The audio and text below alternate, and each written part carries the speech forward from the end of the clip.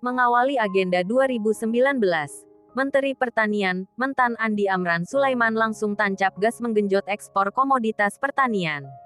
Kali ini, Menteri Amran melepas ekspor sayuran daun dari Lembang, Kabupaten Bandung Barat ke Singapura dan Brunei Darussalam. Hadir pada pelepasan ekspor ini anggota Komisi 4 DPR RI Cucun Ahmad Syamsurijal dan Erislan, Direktur Jenderal Hortikultura, Suwandi dan Kepala Dinas Pertanian dan Ketahanan Pangan Kabupaten Bandung Barat, Ida Nurhamidah. Amran menjelaskan, volume ekspor sayuran segar dari Bandung Barat cukup besar. Ini mengingat potensi pengembangan sayuran di daerah ini, khususnya kawasan pertanian di Lembang sangat luas dan subur serta dukungan dari pemerintah baik pusat maupun daerah sangat tinggi.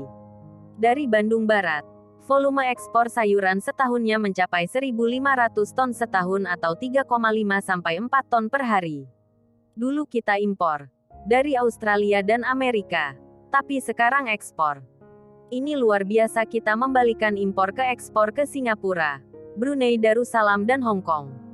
Jenis sayuran daun yang diekspor meliputi komoditas buncis Kenya, buncis super, edamame, zucchini, kiwi, red olive dan radicchio. Jenis sayuran ini dapat tumbuh baik di daerah Bandung dan sekitarnya. Amran menambahkan, kinerja sektor pertanian berkontribusi besar terhadap pertumbuhan ekonomi.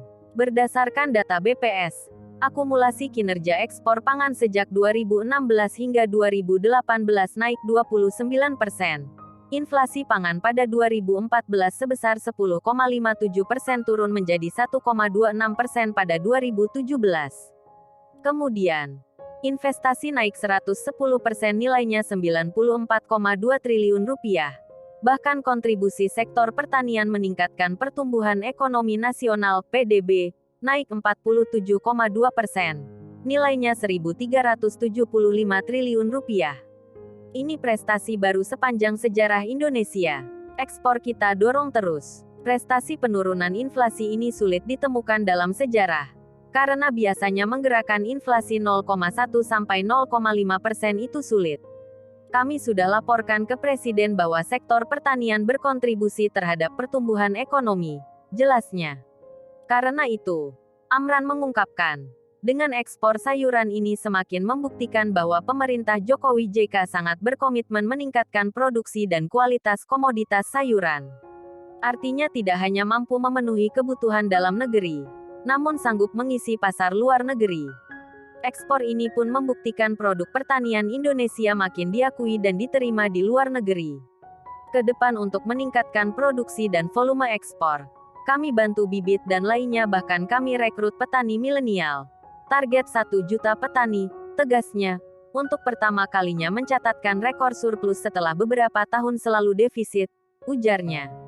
Kemudian, volume ekspor tanaman hias juga naik 7,03%. Nilai ekspor hortikultura sepanjang Januari-November tahun 2018 mencapai 5,69 triliun rupiah, tambahnya.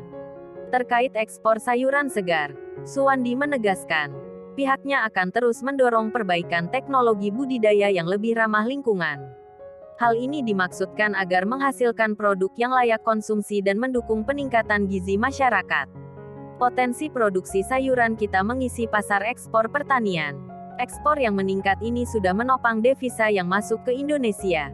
Jadi kita tidak terus-terusan impor pangan lagi. Malah pasokan pangan negara lain kita bisa penuhi. Ke depan, mudah-mudahan Indonesia menjadi lumbung pangan Asia bahkan dunia bisa terwujud, bebernya. Untuk itu, Cucun menegaskan, kinerja ekspor pangan saat ini sesuai dengan harapan. Begitupun terkait inflasi, penyumbang terbesarnya dari sektor pertanian.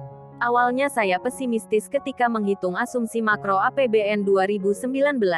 Betul nggak Menteri Keuangan berani menahan inflasi di angka 3%? Ternyata, adapun harga sayuran asal Indonesia di pasar ekspor rata-rata $3,5 Singapura per kilogram.